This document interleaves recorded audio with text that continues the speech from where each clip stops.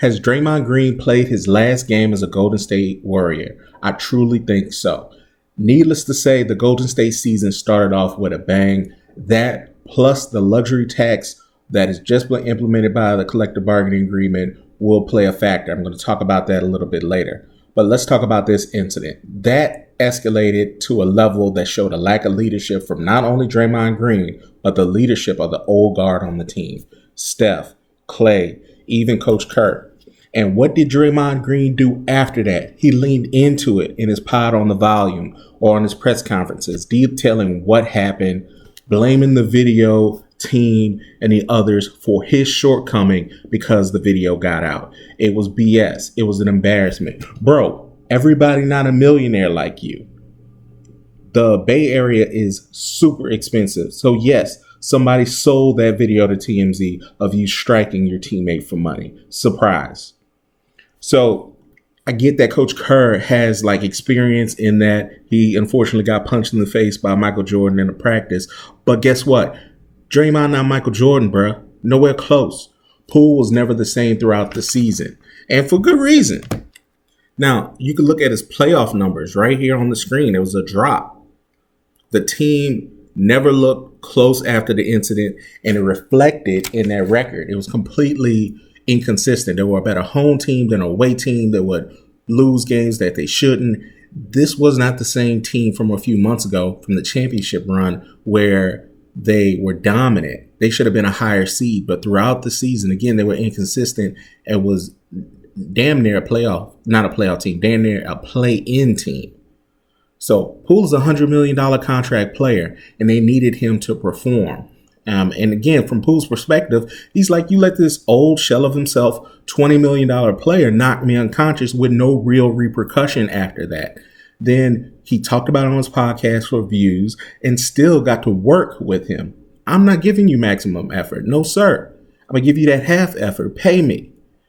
I think there is going to be a return of Poole's normal numbers in Draymond Green's absence next year. And by the way, Draymond Green's going to be fine. If he's willing to take a discount at $10 or $15 million, he can go to his preferred team at the Lakers because they would love to have him. Or he can return home to Michigan and play for the Pistons, who love to pay for over-the-hill players like Blake Griffin or help with tough veteran teams like the Knicks. Those type of teams will overpay for him.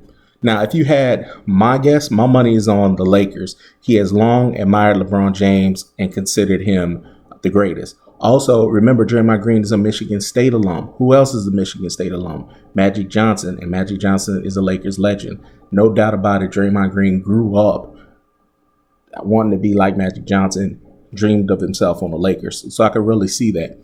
Plus, not only Magic, not only LeBron and Draymond, they have like similar games, such as a power forward, a small forward, or a bigger type of guard can facilitate in the half court. That's their games.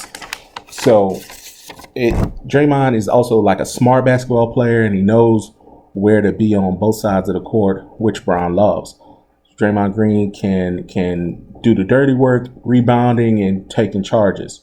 So Bron gives the nod. He's on the team. Tristan Thompson. And plus, Draymond has been preparing for life after basketball anyway, and it'll be another step being in Los Angeles. He's a natural for TNT. That'll be kind of like cross coast, but he's still a natural for TNT and will be able to continue his podcast and more. He might probably end up on the Uninterrupted network. He's been doing that anyway when they do those domino series. So the reason he will not stay is him punching a $100 million player in the face, but also the new CBA, which has a harsher luxury tax penalties. In no remote way are the Golden State front office interested in paying millions in a luxury tax for a gray-beard yeller/striker. For the 2023-2024 season that's coming up after this, Draymond is due $27 million, a little over $27 million. There's a good chance he opts out of it because it's a player option and he can get a longer contract. The Warriors can't afford to pay him $20 million again, and he's not taking a discount from them without considering other offers, i.e. the Lakers. Or he might get overpaid somewhere. He has children, might want to go to Orlando, Detroit, whatever, if they're paying good money. And it's important to me, from the front office perspective of Golden State, to get their team continuity back. So as supportive as Draymond Green is, super supportive, always there for you, he has another side of him that's just as abrasive. All right, he's clashed with teammates before, and it's finally gotten old. It's just gotten real old. And what's unforgivable to me in my eyes, he has never struck an opposing player like he did Poole. Don't get me wrong, he stomped on Sabonis in them and hit some people on the Johnson. But for as many dust-ups as he's had, as many fights as he had with opposing players, he never hit anybody like that. Now, I can see that Poole didn't think he was coming. He didn't think he was about to get sucker punched, and opposing players may have been, expecting something like that.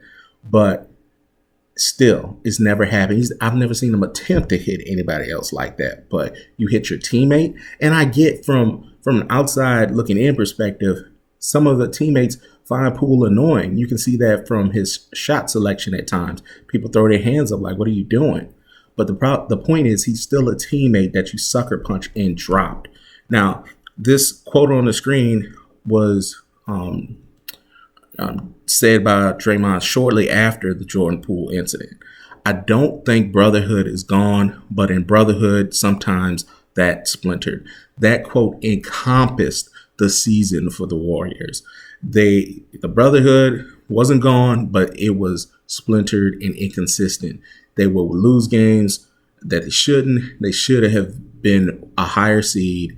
And the fact of the matter is that affected them throughout the season. They were problematic. So for those reasons, I believe Draymond has played his last game for the Golden State Warriors. And it's because of the luxury tax and for the unfortunate incident at the beginning of the season in training camp. Now, I get it. I could be wrong, but so is the damn dog. Heritage Sports.